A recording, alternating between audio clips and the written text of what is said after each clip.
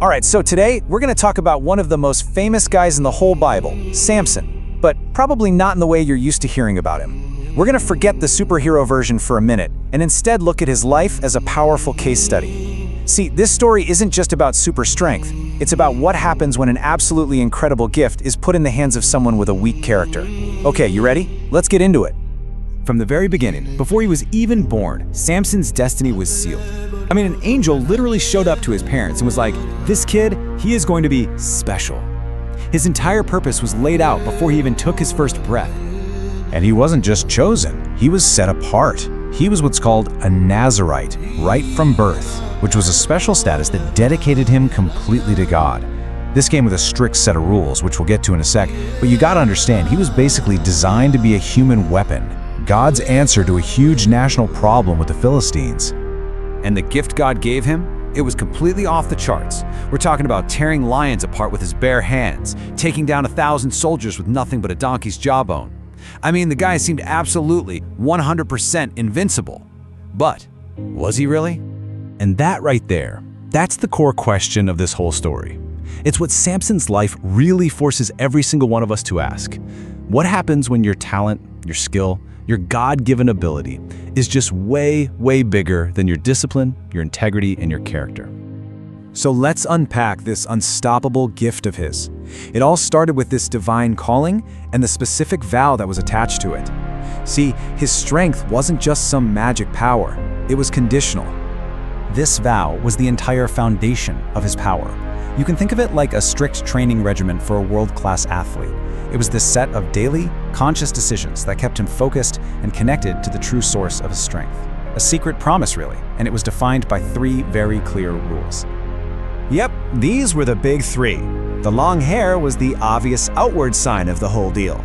Staying away from grape products, wine, raisins, you name it, was all about staying clear-headed and totally dedicated. And not touching a dead body, that was about maintaining spiritual purity. These rules weren't random. They were like guardrails for his incredible gift. But here's the thing. Samson didn't just wake up one morning and decide to throw his entire life and calling away. His downfall was more like a slow burn, a death by 1,000 cuts. It was this whole series of small, seemingly insignificant choices where he just started to chip away at the very foundation of his strength. It all started here. He sees a Philistine woman, an enemy of his people, and tells his parents, "Get her for me," just because she looked good to him. Now, this was a massive deal. He was basically shouting, "My desires are way more important than my people, my calling, and my God." This was the first major crack in the foundation. And then he goes and directly violates one of the main rules of his vow. He'd killed this lion, right? Later, he walks by and sees that bees have made a hive inside the carcass. Instead of staying pure, he just reaches in, touches the dead body, and scoops out the honey to eat it. A direct, blatant compromise, all for a moment of personal gratification. And this just perfectly illustrates such a crucial point. It's kind of like a star athlete who starts skipping the small drills in practice, or a student who cheats on a tiny little homework assignment. These little compromises that nobody sees, they hollow you out from the inside. So when the big public test comes, you find you have no real strength left to stand on. So what's so wild is this massive contrast you see here. On the outside, in the public eye, he's this total legend, doing impossible things. But on the inside, where no one's looking, his discipline is just crumbling. His character simply could not keep up with his gift. And all of this, all these little compromises, they lead him straight to Delilah. And we have to be super clear about this. This is not a love story. This is the final stage of Samson's spiritual decay. This is where he starts playing a deadly, arrogant game with temptation. So Delilah asks him 4 separate times for the secret to his strength. And 3 times he lies to her. He's just toying with her, playing this game, thinking he's smarter, thinking he's in control. But each time he lies, he gets just a little bit closer to the actual truth, like he can't help himself. He's flirting with his own destruction, totally spiritually exhausted from a life of compromise, until he finally just gives it all away. And this leads us to the most chilling, the absolute most tragic moment in his entire story. This is the moment his little game finally catches up to him. When Delilah finally gets the truth and shouts, "The Philistines are on you, Samson," he gets up, just like he always did, thinking he can just shake them off like it's nothing. But the power, it's gone. And here's the most terrifying part of all. He didn't even feel it leave. The presence of God had just quietly slipped away, and he was completely oblivious. And that's where the story hits us right between the eyes. You have to ask yourself the same question. Is it possible to keep doing all the right things, going to church, leading the small group, posting the perfect Bible verses, while being totally spiritually empty on the inside? Samson's strength didn't just disappear in a flash. His awareness of God's presence did, slowly, over time.